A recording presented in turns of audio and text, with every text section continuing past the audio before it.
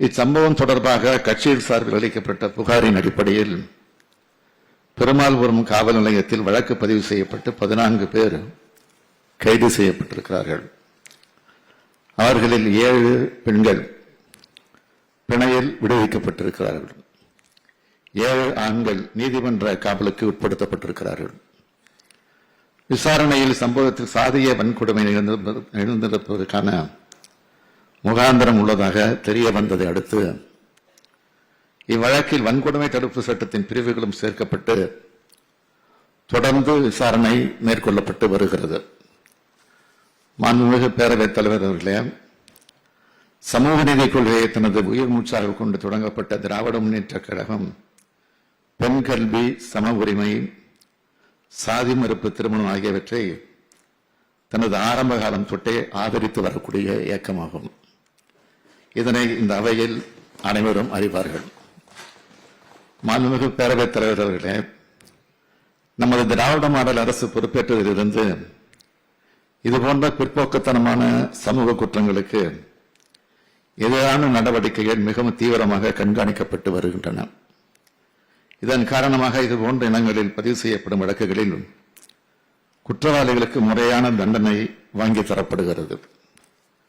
உறுப்பினர்கள் குறிப்பிட்டபடி இதற்கென ஒரு சிறப்பு சட்டத்தை கொண்டு வருவதை விட தற்போது இதுபோன்ற குற்றங்களுக்கு நடைமுறையில் உள்ள சட்டப்பிரிவுகள், குறிப்பாக வன்கொடுமை தடுப்பு சட்டம், இந்திய தண்டனை சட்டம், இந்திய குற்றவியல் நடைமுறை சட்டம் ஆகியவற்றின் அடிப்படையில் தீவிரமான வேகமான நடவடிக்கைகளை எடுத்து குற்றவாளிகள் சட்டத்தின் முன் நிறுத்தப்படுவது சரியானது என்று இந்த அரசு கருதுகிறது.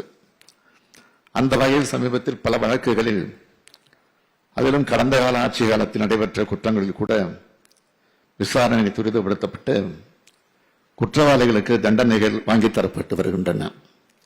குறிப்பாக கடலூர் மாவட்டம் விருத்தாசலம் காவல் சரகம் புதுக்கூரைப்பேட்டையில் 8/7/2003 அன்று நடைபெற்ற இரட்டை கொலை வழக்கில் கடந்த 29/2/2024 அன்று குற்றவாளிகளுக்கு இரட்டை ஆயுள் தண்டனை விதிக்கப்பட்டது. அதேபோல் 2015ஆம் ஆண்டில் நாமக்கல் மாவட்டத்தில் கோகுல்ராஜ் என்பவர் கொலை செய்யப்பட்ட வழக்கு முறையாக கண்காணிக்கப்பட்டு வேகப்படுத்தப்பட்டு இம்மாதம் மாண்புமை சென்னை உயர்நீதிமன்றத்தில் மதுரை மாவட்ட வன்கொடுமை சிறப்பு நீதிமன்றம் 8/3/2022 அன்று வழங்கிய தீர்ப்பு மாண்புமை மதுரை நீதிமன்ற கிளையால் உறுதி செய்யப்பட்டது. அதேபோல் கடலூர் மாவட்டத்தில் ஆதிவராகனத்தைச் சேர்ந்த சீதா என்பவர் 15/6/2014 அன்று கொலை செய்யப்பட்டதை அடுத்து தொடர்புடைய குற்றவாளிகள் 16/7/2014 அன்று கைது செய்யப்பட்டிருந்தனர். இந்த வழக்கின் விசாரணையை இந்த அரசு பொறுப்பேற்றதற்கு பிறகு வேகப்படுத்தி 29/2/2024 அன்று குற்றவாளிகளுக்கு இரட்டை ஆயுள் தண்டனை பெற்றுத் தரப்பட்டுள்ளது. எனவேதான் நான் முன்பு தெரிவித்தபடி இதுபோன்ற குற்றங்களில் வழக்குகளை முறையாக நடத்தி குற்றவாளிகளை சட்டத்தின் முன் நிறுத்தி தண்டனை பெற்றுத் தருவது என்பது புதிய சட்டங்களை ஏற்றுவதை விட சரியானதாக இருக்கும் என்று இந்த அரசு கருதுகிறது. இந்த குற்றங்களை வெறும் குற்றவியல் நிகழ்வாக மட்டும் பார்க்காமல் இதன் சமூக பொருளாதார பின்னணி காரணிகள் வைத்து அவற்றை ஆராய்ந்து பார்க்கும்போது குற்றவாளிகளுக்கு தண்டனை பெற்றுத் தருவது ஒருபுறம் இருந்தாலும் சமுதாயத்தில் பொருளாதார வளர்ச்சியின் மூலமாக பெண் கல்வி உயரும் போது கல்வி, பொருளாதாரம், வேலைவாய்ப்பில் ஒரு வளர்ச்சி பெற்ற சமுதாயமாக உயரும் போது இதுபோன்ற குற்றங்களின் எண்ணிக்கை வெகுவாக குறையும். அதுபோன்ற ஒரு சமுதாயத்தை உருவாக்குவதிலும் நாம் கவனம் செலுத்தி வருகிறோம். அதன் காரணமாகவே நாம் நடைமுறைப்படுத்தக்கூடிய புதிய திட்டங்களில் எல்லாம் பெண்களின் வாழ்க்கை, வாழ்வாதாரத்தை, கல்வியை, அவர்களது உரிமைகளை மேம்படுத்தும் திட்டங்களுக்கு முன்னுரிமை அளித்து வருகிறோம்.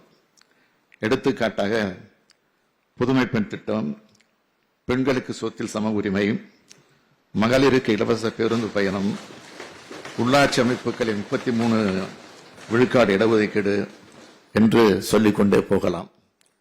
இவற்றையெல்லாம் நாம் தொடர்ந்து கொண்டு செல்லும் போது சமூகத்தில் மனமாற்றம் ஏற்படும். புதிய புதிய சட்டங்களுக்கான தேவையும் குறையும். அதை நோக்கித்தான் இந்த அரசு பயணிக்கிறது. இருப்பினும் தற்போது நமது இலக்கு சற்று தொலைவில் இருப்பதாக தோன்றினாலும் நடைமுறையில் இன்று சந்தித்து வரும் சமூக ரீதியிலான பிரச்சனைகளை, அதன் விளைவுகளை இங்கே பேசிய மாண்புமிகு உறுப்பினர் குறிப்பிட்டதைப் போல உடனடியாக எதிர்கொள்ளவும் அதற்கு ஒரு தனி முக்கியத்துவம் அளிக்கும் விதமாக சாதி மறுப்பு திருமணம் தொடர்பான அனைத்து வகை குற்றங்களிலும் வழக்குகளை விரைந்து நடத்திட அரசு தரப்பில் பிரயோஜனமாக சிறப்பு குற்றவியல் வழக்கறிஞர்கள், ஸ்பெஷல் பப்ளிக் ப்ராசிக்யூட்டர் நியமிக்கப்படுவார்கள் என்பதை தெரிவித்துக் கொள்கிறேன். அதேபோல தற்போது இதுபோன்ற குற்றங்களில் எல்லாம் குற்றவியல் நடைமுறை சட்டத்தின்படி காவல் ஆய்வாளர் விசாரணை அலுவலராக நியமிக்கப்படுவார். ஆனால் இவ்வழக்குகளை விசாரணை தன்மையை மேலும் தீவிரப்படுத்தும் வகையில் வேகப்படுத்தும் நோக்கிலும் விசாரணை அலுவலராக காவல்துறை துணை கண்காணிப்பாளரை நியமிப்பது குறித்து சட்ட ஆலோசனையை பெற்று உரிய நடவடிக்கை எடுக்கப்படும் என்பதையும் இந்த அவைக்கு தெரிவித்துக் கொள்கிறேன். அது மட்டுமல்ல, மாண்புமிகு உறுப்பினர்கள் பேசும்போது குறிப்பிட்டதைப் போல இக்குற்றங்களை குறைக்கும் வகையில் மாவட்ட அளவிலான குழுக்கள், அவை அமைக்கப்பட்டதின் பின்னணி மற்றும் அவற்றின் செயல்பாடுகள் எவ்வாறு இருந்தன என்பதை பற்றியெல்லாம் மீண்டும் ஆய்வு செய்து அது குறித்து தேவையான முடிவுகள் எடுக்கப்படும் என்பதை தங்கள் வாயிலாக இந்த அவைக்கு தெரிவித்தமைகிறேன்.